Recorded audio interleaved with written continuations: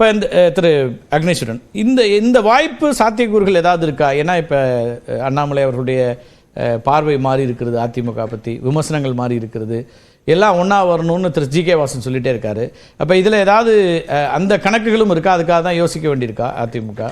Sir, பெரும்பாலும் இந்த பள்ளிக்கூடத்தில் சின்ன வயசுலேருந்து படித்து வந்திருக்கும் போது காப்பரிச்சை, அறப்பரிச்சை, அந்த பரீட்சைக்கெல்லாம் முன்னாடி ஒரு பருவத் தேர்வு ஒன்று, மந்த்லி டெஸ்ட், அது மாதிரி தான் இன்றைக்கி இந்த ஈரோடு கிழக்கு 2வது முறையாக நடக்கிற இந்த சட்டமன்ற இடைத்தேர்தல் இருக்குன்னு நான் பார்க்குறேன். முகா பரிச்சை. சரி சார், முகா பரிச்சை. ஆகையினால 6வது பரீட்சை 7வது பரீட்சை இந்த DHS சொல்லியிருக்கோம். பல பரீட்சையில தொடங்கி அக்னி பரீட்சை வரைக்கும் வந்தீங்க, அவர் அமில பரீட்சைனாரு, இப்ப நீங்க வந்து பருவத்தேர்வு வரைக்கும் வந்துட்டீங்க, முக்கா பரீட்சைக்கு வந்துட்டீங்க. அது சில கட்சிகளுக்கு இந்த நாட்டை ஆள வேண்டும் என்று துடிப்பவர்களுக்கு அது ஒரு பெரும் பரீட்சையாக இருக்கும் அப்படின்னு நான் பாக்குறேன். இது ஒண்ணு. இது பூடகமாவே பேசுறீங்களா சார்? நீ உங்களுக்கு என்ன இருக்கு? எல்லாம் உடைச்சு பேசுற ஆள் தானே. யார் சொல்றீங்க? அப்படிலாம் எல்லாத்தையும் உடைச்சிட முடியாது சார். இது என்ன செதற தேங்காவை உடைச்சு விட்டு போறதுக்கு?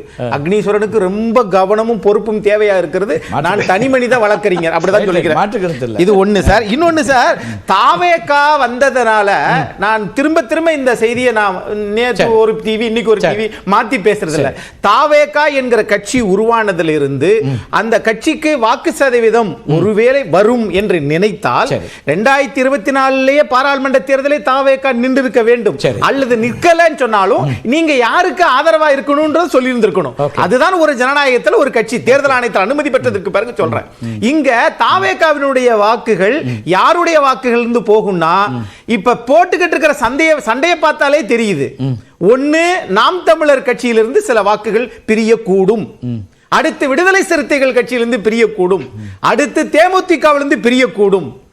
ஏன்னா எப்ப இதெல்லாம் எப்படி நீ சொல்ற அப்படின்னா, நீங்க ஈரோடு கிழக்குல நில்லுங்க, அப்ப எல்லாம் தெரியக்கூடும். யாரை நிக்க சொல்றீங்க? எல்லாருமே தான் சொல்றேன். உடனே இவங்க நினைப்பாங்க, திமுக நினைக்கும், அப்பா ரொம்ப சந்தோஷமா சார், சரவணன் சார் சந்தோஷப்படுவார், எல்லாரும் தனித்தனியா நிக்கிறாங்கப்பா, நம்ம தான் வெற்றி உறுதி. இல்ல 3 கட்சிகளை அப்படி நினைக்காதீங்க. இல்ல 3 கட்சிகளை சொன்னீங்களே, திமுக எதிர்ப்புல பிரதானமா இருக்கிறது யாரு தமிழ்நாட்டுல?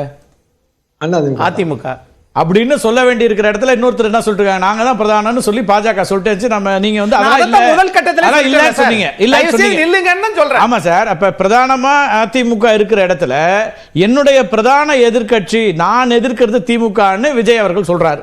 அப்ப திமுக எதிர்ப்புல அவரும் வராருல, திமுக எதிர்ப்பு வாக்குகளை அவர் பிரிக்கிறாருன்னா அது அதிமுகவுக்கு மைனஸ் கிடையாதா?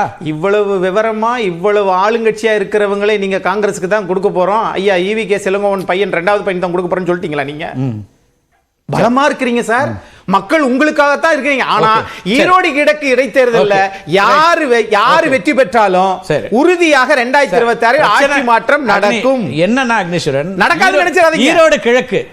ஈரோடு கிழக்கு மேற்கு மண்டலம் உங்க இடம், அதை வந்து நாங்க யாருக்கும் இல்ல, பாஜக இங்க ஒண்ணும் இல்ல, நாங்க தான் சொல்ல வேண்டிய ஒரு களம் இல்லையா அது?